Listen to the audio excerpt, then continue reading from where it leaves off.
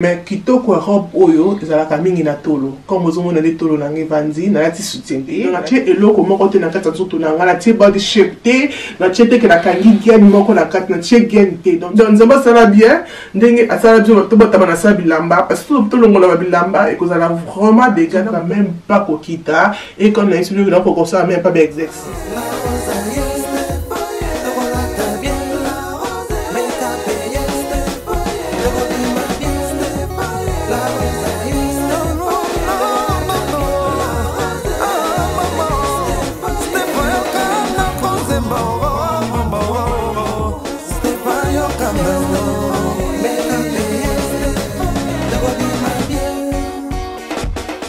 Les belles dames, j'espère que vous allez très bien. La fin nous a bien par la grâce de Dieu. Donc voilà, les gens ont good news, bonne nouvelle. Pour les gens qui n'ont que ça là, nous autres on a la Turquie, nous que ça la même mieux qu'on va. La Turquie dans quelques jours, dans quelques semaines, dans quelques jours, ça reste. Et on a vu pourquoi pendant la semaine, nous autres on a et comment pendant qu'il a comme maman 3 enfants, nous autres échangeant, nous autres comment vraiment pas facile à kokita et comment vraiment makambo belé trop dans ça vraiment à l'aise dans tout mon côté si je peux dire ça. Donc étant nous akina Kylian na Kiara ils akina nous autres akina non c'est bon nous akina vraiment mal à l'aise quoi au moins akina ba exercice dans mandé pour ça nous autres akina vraiment c'est bon mais avec Elicia nous autres vraiment on a vraiment qui dans ce cas même pas pour ça l'exercice ça fait presque 9 mois comme ça que dans ça l'exercice ça fait vraiment longtemps mais nous avons l'exercice bientôt sur une opération bientôt nous avons l'exercice parce que il faut que tu ça aux amis ma PK il faut que tu ça aux amis ma beaucoup bah anyway n'est que la sabino comme nous autres là ils ont dengue et comment tant qu'il a comme maman 3 enfants dengue les autres là comme le connaît ça qui la rose dans ça la vraiment opération oyo ils ont akobanga mais nous avons bangaté parce que ça fait longtemps qu'il a pour ça l'opération oyo nous avons na kobanga wana to sur la vidéo mais le connaît ça qui na banga tena qui n'est vraiment pour ça là donc ça dit que nous autres là comme le ko ça li tolo nanga vraiment et beba ils ont sundu ngezala kité nous avons na mta tolo te oui mais nous avons na tolo nanga zaki tolo moko normal misuni si je peux dire ça mais après kobota Kelicia on a vraiment que nous autres vraiment et kenda tolo vraiment et qui de fona tchaba secret honoré ce nom de pour seka donc tout le monde ce que ça ko vimba mingi na chaka mingi o ezali ba chaussette na bika za ngamo côté dans la chaka ba chaussette ça na chaka ba silicone o ya mabele wana akona juste chaussette na tia encore on a évu bisanga mabele donc les aki secret na ngai donc même sonde ko sekanga tout le temps donc mais anyway secret na yo la ça ne peut pas ngamo pe na ça la monte tout ça beaucoup de personnes tout ça la on sous que zom tatoloté donc mais a décidé vraiment qu'il a bon ça tolo na ko bozomona ke et ça comme ça na robe oyo faut que là tu avec protection c'est il y a tolo mais pour nous le recours ça na monter parce que ça même pas na tolo les athées tolo na comment vraiment tellement mouké que les boum comment nga monene et comment vraiment inconfortable même kolongola bilamba là comment vraiment so inconfortable pour nango donc voilà mais et nous tolo na c'est comme ça na tika soutien normal la tche société la tche société et ça normal dingezali et loko open ko ça le boum nanga ezali parce que comme awa bozomona libumnanga vraiment et comment awa et qui t'a ressuscité libumnanga comment un problème ya kokita awa comme obi ke ngai zemi nanga za ka toujours bazemi ya minene na même bana mikete na kabana minene ba kola ka mike je ne sais pas pourquoi mais libumnanga awa vraiment la Kelicia et ça même pas kokita et comme on a expliqué donc comme ça même pas d'exercice donc voilà mais on a nous tout na ngeza sur la robe oyo robe moko sexy au kola tellement fait talon moko kitoko monsieur kitoko joli au salut sucre kitoko mais pas la nez kitoko côté parce que nous autres là c'est comme ça là c'est dit que nous bon là tango baza comfortable mais là on là tango comme ça té pour nous avoir comfortabilité donc la tie eloko moko té na kata autres là la tie body shape té la tie té que la kangi gen moko la kata na tie gen té donc autres là naturellement c'est comme ça comme bozomona c'est comme ça botandi bomnanga et komi c'est comme ça. Et si mon abisso c'est comme ça, side nabisso c'est comme ça,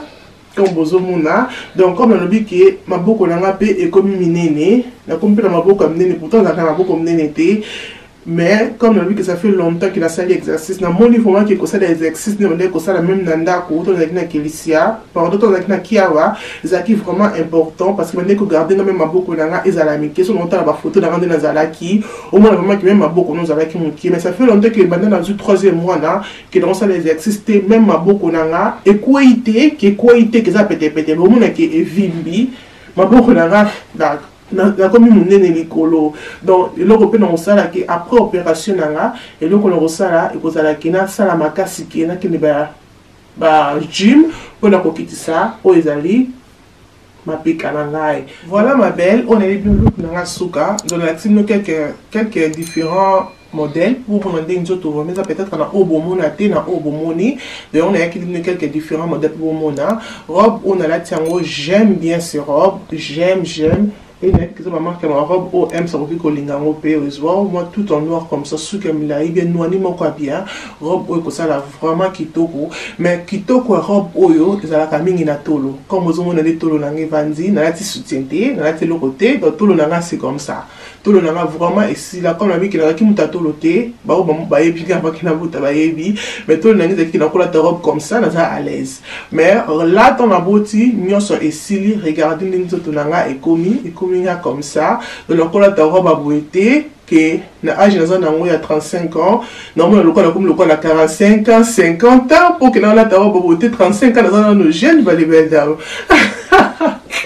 Ah non, ça on a dit 35 ans dans le jeune. Bon, monsieur on a 35 ans, on se demande pas le bon qu'on a 35 ans, donc 35 ans dans nous pour que là stopper qu'on la table comme ça et là on a ta carte bloc comme et là j'aime pas et dans la team robe au parce que là ça nous before and after ton ça là nous autres on a rendu robe na biso ko ça parce qu'on a gardé robe au plan ton anniversaire là il y a 36 ans et là lui qui robe au non regardant au plan parce que j'aime bien ces robes. Donc voilà, anyway, comme on dit que robe au j'aime mais les colons na ngolo ko attirer robe oyo ezala kitoko eza tolo na yo ce qui vendit bien et ce qui libumuna opé ezali plat et ko sala ki robe oyo ezala vraiment kitoko makasi robe na la fente comme ça robe sexy de bozomona fente kotomoko c'est comme ça mais bon mon ki robe oyo salinga jolité ou mon ki libumuna ngai ezomonana et tolo na ngobaki la rose problème nini hein problème nini on ne même pas chaussette donc là tu même pas soutien parce que ça biloko ko là tu même pas soutien ko même pas chaussette donc ça veut dire que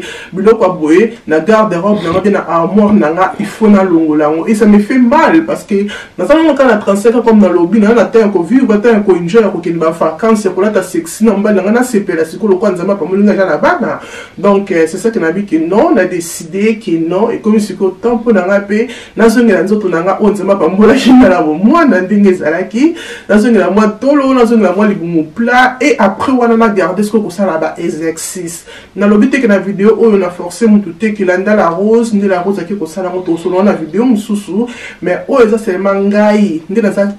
yona ba toujours no mbala ki soto longo ba bilamba ba dégâts donc ça va bien ndenge asala bien to bata na sa bilamba parce que tout le monde la bilamba et que ça a vraiment des gars na muto ko ko tira commentaire à mabe mais moi so akena kitalata na 4 coins na kitalata au mona moi que na le comment que il faut na changer donc voilà comme on a le qui robe oza kitoko mais so remarquer que ça linga pe mape kananga et ça linga maboko minene qu'il faut na kitisango avant anniversaire na so bikela la tango et ça linga pe tolo ils ont le côté et ça linga pe nini libumu munene donc la famille ndenge robe nanga ezana mupanzi nango c'est comme ça sima nango esalinga comme ça voilà robe nanga c'est comme ça donc voilà les belles dames j'espère que vidéo est ici bino comme la en tout cas dans quelques jours pour que tout ça là aux alliés opération na biso il y a mami makeover et tout va bien se passer parce que quand nous avons qui bateau ba youtubeuse natala et na qui bateau tout ça na bango qui ba outi ça opération baza bien pe ba komi kitoko os la oui la rose pourquoi pas moi pourquoi zobanga faut pas que ozala na kobanga na kati na yo seulement la prière et kende salango ya lokola lipungi ola lipungi après ola muki komi sexy ndenge olingi OK nzama pesi ba docteur mayele pour que tout ça la mayele wana OK ba les belles dames donc voilà ba les belles dames j'espère que vidéo on pousse c'est pesi bino na exema ko la sabino ba look oyo to banda vraiment ko kenda ngo ba étape na étape OK nzambe azala na biso Comme vous sentez, vous allez na Instagram parce qu'il faut être besoin de reposter et vous allez na Instagram. Là na Instagram nanga vous allez la rocho pour nous biscuits na reposter ton Zambie à la musabiso tout comme maman sexy. Tout comme maman sexy. Vous allez abonner dans la rocho tout comme ça la tozon il a live tout ça vraiment oh va toquer na vraiment tout à la vraiment de coquer na biso pour na rebati ko non dans la qui sentir na kondi oh non non ne pas que na bino boy parce que ça t'es que vous obligé na ya na bino mais na bi c'est ma que na ya pour tout le monde na ba vérité on susuke to ko lo banango te biso basi donc on a une ngo ko sala boy ça vraiment qu'il faut dans mon thème parce que ils ont vraiment facilité donc après que bota nous autres changer à biso ils allaient normal maintenant conseiller na muto na mwana moko tout le monde mi bala sala mais so bi ko sinon na mwana moko na mwana mi balé wana e komi décision na yo Nzambe azala na biso Nzambe abomba biso tokutani mukolo mususu tina te e komi na tina bye.